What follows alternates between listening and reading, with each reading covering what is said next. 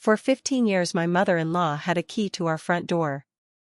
I gave her that key on the day we moved into the house, in the summer of 2009, because she had cried when she walked through the front door for the first time and told me that I was the daughter she had always wanted.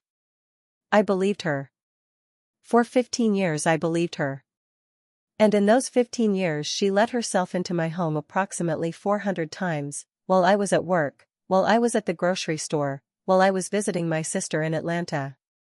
She would walk into my kitchen and rearrange the dishes in my cabinets. She would walk into my bedroom and check the drawers I kept under my bed. She would walk into my husband's office and read every letter, every email, every receipt, every bank statement, every piece of paper I had written my name on. She kept a notebook. A small leather notebook with a black cover that I would later find in a shoebox at the back of her closet, 3 days after her funeral, when my husband sent me over to clean out her house. The notebook contained 193 entries dated between the summer of 2009 and the autumn of last year, each one in her neat slanted careful handwriting, each one beginning with the same 6 words.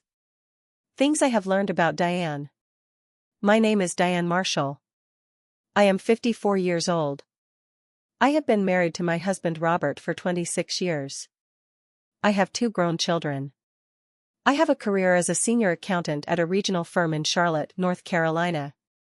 And for the last 15 years of my marriage, my mother-in-law Patricia was systematically gathering information about me, feeding lies to my husband, isolating me from his family, and positioning herself as the real woman in his life while I was at work paying the bills. I did not know any of this until 3 days after she died. What I am about to tell you is the story of the year I spent piecing together what she did to my marriage. It is the story of 193 notebook entries. It is the story of a woman who hated me for 15 years while smiling at me across the Thanksgiving table. And it is the story of how I finally became the woman my husband actually saw, the day I read the last entry in that notebook and understood that everything I thought was my marriage had been quietly built around me by another woman. There are 3 questions I want you to hold in your mind as I tell you this story. The first question is why my mother-in-law hated me from the day she met me in the spring of 1999, 26 years ago, when I was a 28-year-old woman in love with her only son. The second question is how she managed to maintain that hatred in absolute secrecy across 2.5 decades while I trusted her completely. And the third question, the one I am still asking myself, is why my husband Robert spent 15 years protecting her instead of protecting me, and whether what he protected her from was ever really the truth at all. I am going to tell you everything. The Christmas dinner in 2011 when she changed my recipe and told everyone I had ruined the turkey. The summer in 2014 when my mother died and Patricia told my husband that I was using grief to manipulate him into buying a bigger house. The autumn in 2018 when my daughter Hannah called me crying from her college dorm room because Grandma Patricia had told her things about me I had never said. And I am going to tell you about the night I read the notebook for the first time, sitting on the floor of my dead mother-in-law's closet, and realized that the woman I had buried 3 days earlier had spent 15 years preparing the case against me. I met Robert Marshall in the spring of 1999. He was 30 years old, a software engineer at a technology company in Charlotte, with a quiet careful manner that made me feel safe the first time we had dinner together. He had been raised by his mother Patricia after his father died of a heart attack when Robert was 11 years old. Patricia never remarried. She raised Robert alone in a small ranch house on the south side of Charlotte. She worked as a high school English teacher for 37 years. She was, by every account I heard from Robert's childhood friends and his cousins and the neighbors who watched him grow up, a devoted mother. A pillar of her community. A woman who had sacrificed everything to give her only son a good life. When Robert took me to meet Patricia for the first time, in the summer of 1999, she made me a casserole and showed me his baby photographs and held my hand across the kitchen table and told me she had been praying for years that Robert would find a woman who would love him the way she loved him. I cried that night. I told Robert in the car driving home that I felt like I had found a second mother. He smiled at me and held my hand on the gear shift and said, "My mother is going to love you forever." We married in the spring of 2000. Patricia gave a toast at our wedding reception that made every woman at the table cry. She said that on the day Robert was born she had whispered into his small ear that one day a beautiful woman would walk into his life and complete the family she had started, and that beautiful woman had finally arrived, and her name was Diane. She raised her glass. The room raised their glasses. I drank my champagne and looked at her across the table and felt blessed. I had no idea at all, that Patricia had already begun in her mind the project that would consume the rest of her life. The first entry in her notebook is dated June 18, 2009. 9 years into our marriage. The entry reads, Diane has begun talking about wanting another child. I will not allow this. Robert has enough on his plate without her piling more onto him. I need to be careful about how I redirect this. The entry is in her careful slanted handwriting.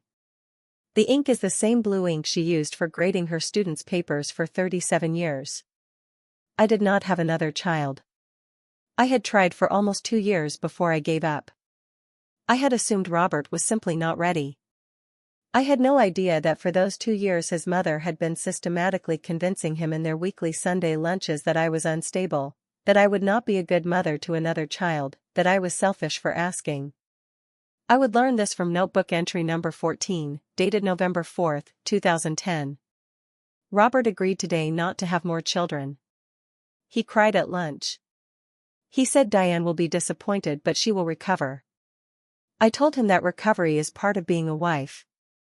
Patricia retired from her teaching job in the summer of 2010. She moved from her small ranch house to a condominium 15 minutes from ours. She told everyone she had moved to be closer to her grandchildren.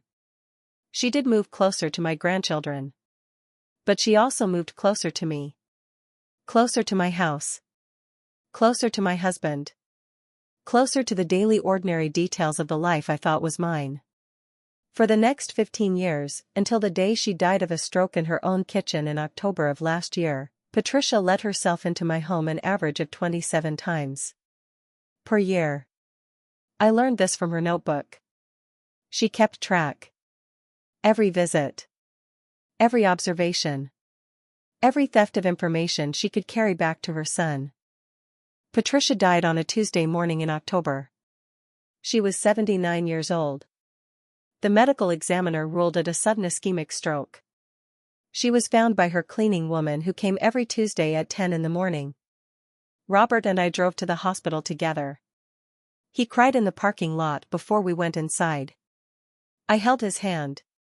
I was sad too. The woman I thought I knew, the second mother who had welcomed me into the family, was gone. I cried at her funeral on Friday. I helped plan the service.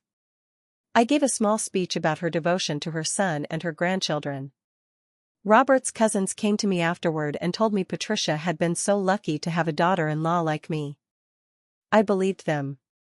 On Sunday morning, 3 days after the funeral, Robert asked me if I could go to Patricia's condominium and begin sorting through her things. He could not bear to do it himself. The estate would need to be settled. The clothes would need to be donated. The personal items would need to be sorted for family members. I told him I would go that afternoon. He kissed my forehead before I left. He told me he could not have gotten through this week without me. I drove to Patricia's condominium at 2 in the afternoon. I let myself in with the spare key. I started in the kitchen because I thought it would be the easiest room to begin with. I worked through the cabinets, the drawers, the small pantry. I moved to the living room. I worked through the bookshelves, the side tables, the small collection of porcelain figurines she had displayed on the mantelpiece. I moved to her bedroom. I worked through the dresser drawers, the closet, the small jewelry box on her vanity. I found the shoebox at the very back of the top shelf of her closet, behind a stack of folded sweaters she had not worn in years. It was an ordinary brown shoebox from a department store. The kind you would not look at twice. I pulled it down because I was trying to be thorough. I sat on the floor of her closet. I opened the lid. Inside the shoebox were 3 items. A small leather-bound notebook with a black cover. A stack of letters bound with a rubber band. And a single key. A house key. My house key. The same key I had given Patricia in the summer of 2009, the day we moved into our home, the key I had assumed was on her main keyring because I had asked her once where it was and she had told me she always kept it with her car keys. The key in the shoebox was attached to a small white tag. The tag had 2 words written on it in her careful slanted handwriting. The 2 words said, "Working copy." I sat on the floor of that closet for a long time. I do not know how long. I opened the notebook first. I read the first entry. June 18, 2009. Diane has begun talking about wanting another child. I will not allow this. I read the second entry. I read the third entry. I read for 2 hours sitting on the floor of my dead mother-in-law's closet. When I had finished reading every entry, I knew 3 things I had not known before. I knew that Patricia had spent the last 15 years of her life systematically destroying my marriage from the inside. I knew that Robert had been a willing participant in her project, not because he hated me, but because he could not say no to his mother.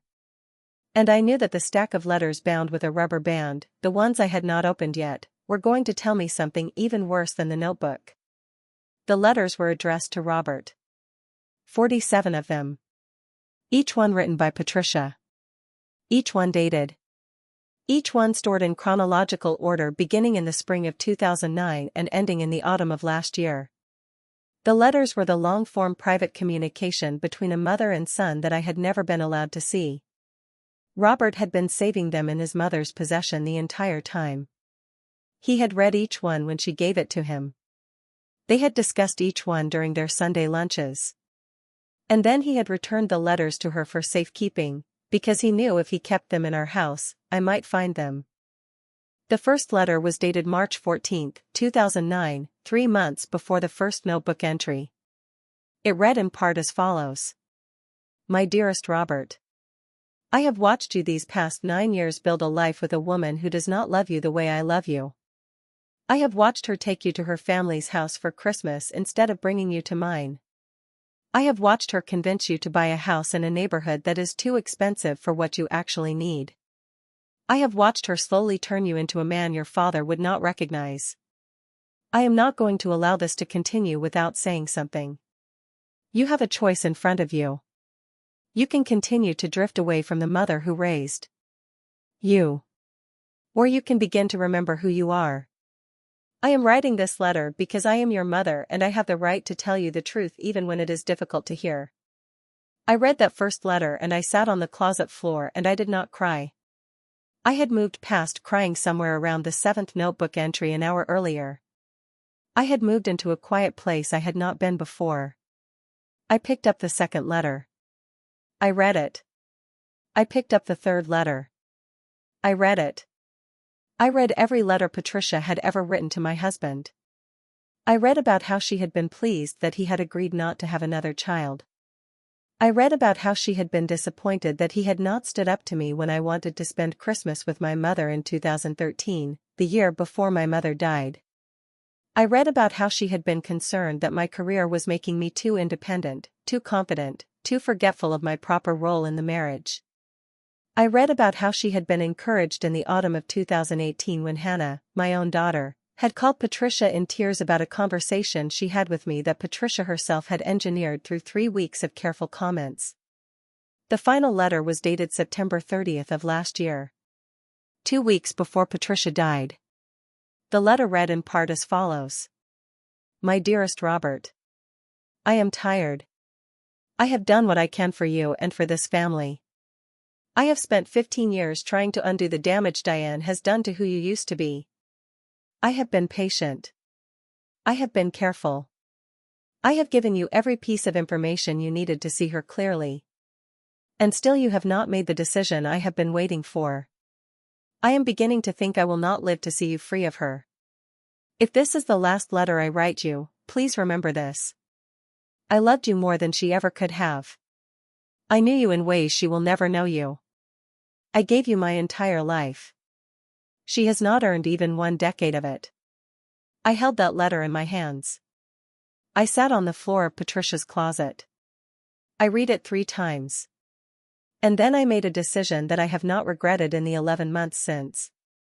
I did not tell my husband what I had found. Not that day. Not for many weeks afterward. I packed the shoebox carefully into a brown paper grocery bag I found in Patricia's kitchen. I drove home with the bag on the passenger seat. I let myself into our house. I went into my own bedroom closet, the bedroom I shared with the man who had been participating in the destruction of his own marriage for 15 years, and I hid the shoebox at the back of the top shelf, behind a stack of folded sweaters I had not worn in years. I did not see the irony at the time. I see it now. For the next 3 months I read the notebook every night after Robert had fallen asleep. I read every entry slowly. I cross-referenced the dates against my own calendar. I cross-referenced the entries against the letters. I built a complete picture of 15 years of systematic interference in my marriage. I understood by the end of those 3 months exactly what Patricia had done, when she had done it, what she had said to Robert, how Robert had responded, and which moments in my life that I had assumed were ordinary marital disagreements had actually been engineered by another woman. In January of this year I made a copy of the notebook and the letters. I took the originals to a safe deposit box at my bank. I rented the box under my maiden name with cash for 2 years. I put the copies in a folder that I keep in a drawer at my office where Robert does not have access. I called an attorney. A woman named Sandra Whitaker who specializes in marital property division and who came highly recommended by a friend of mine who had been through a difficult divorce 10 years earlier. I met with Sandra in February. I showed her the copies of the notebook and the letters. She read them in front of me. She did not interrupt. She did not ask questions. When she had finished she looked at me and she said, "Diane, I have been practicing family law for 27 years. I have never seen documentation this complete from the inside of a marriage. We are going to be careful. We are going to be slow. And we are going to make sure that when this ends, you walk away with everything you are entitled to and your dignity intact." For the next 6 months Sandra and I built the case. We documented every financial decision that had been influenced by Patricia. We identified every property purchase she had pushed Robert toward against my preferences.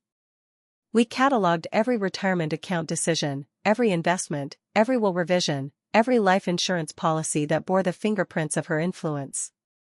By August of this year I had a complete picture of the financial damage Patricia had done to my marital share over 15 years. The number was significant. The number was actually staggering. On a Tuesday evening in September of this year, I sat my husband down at our kitchen table and I asked him to listen to me without speaking for 30 minutes. He looked at me. He recognized something in my face that he had not seen before. He nodded. He folded his hands on the table. I told him I had found the notebook. I told him I had found the letters. I told him I had read every word. I told him I knew about the working copy of the house key. I told him I knew about the Sunday lunches where his mother had told him what to think about me. I told him I knew about every single decision he had made in the past 15 years that had not actually been his own. I did not raise my voice. I did not cry. I had moved past crying 11 months earlier on the floor of his mother's closet. When I had finished speaking he sat at the kitchen table without moving for a long time. He looked at his hands. He looked at the wedding band on his finger. He looked at me.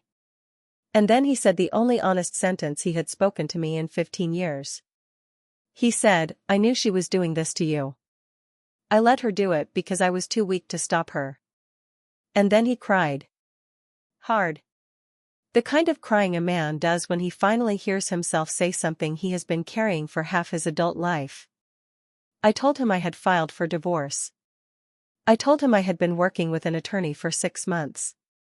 I told him I would not be staying in the marriage.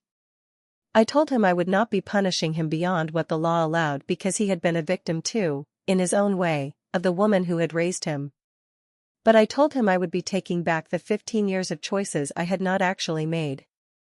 I would be taking back the property his mother had pushed us toward. I would be taking back the financial decisions she had engineered. I would be taking back my own life. He nodded. He did not fight me. He helped me carry my boxes out to my car the following Saturday. There is one more thing I have not told you.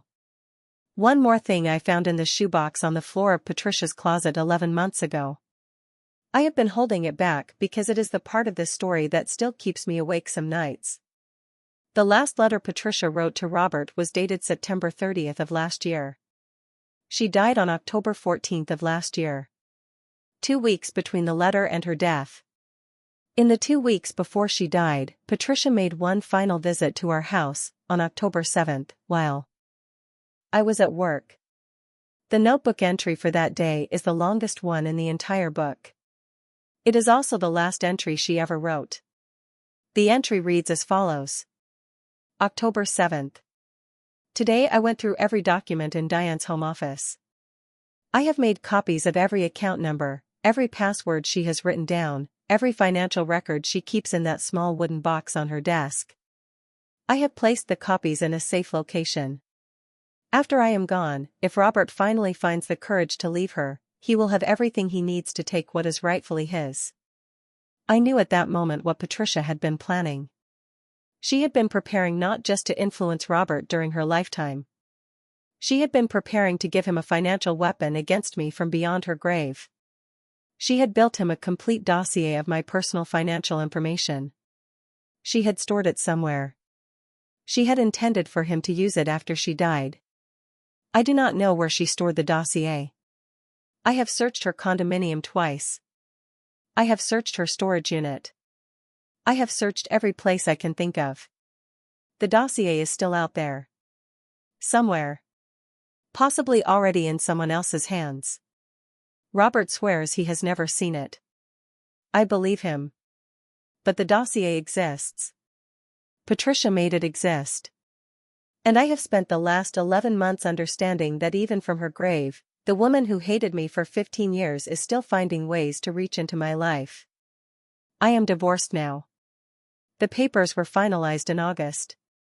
I kept my house. I kept my career. I kept my dignity. I lost a husband who I am no longer certain I ever actually had. I lost a family I had thought was mine for 26 years. I lost a version of myself I cannot recover. But I gained something I did not have before. I gained the ability to see clearly the people in my life who are actually there for me and the people who are quietly working against me. If you are watching this and you have ever wondered why your husband seems to know things about you that he should not know, why his mother seems to anticipate decisions before you have made them, why your marriage seems to have invisible weights on it that you cannot identify, I want you to know that the feeling is not nothing. The feeling is the most important piece of information you will ever have.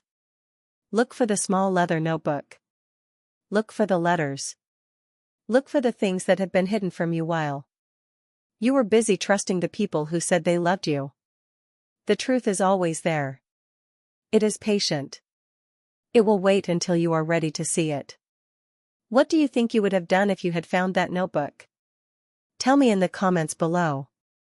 This story is a fictional psychological crime narrative created solely for cinematic storytelling, dramatic entertainment, artistic expression, and fictional audiovisual presentation purposes.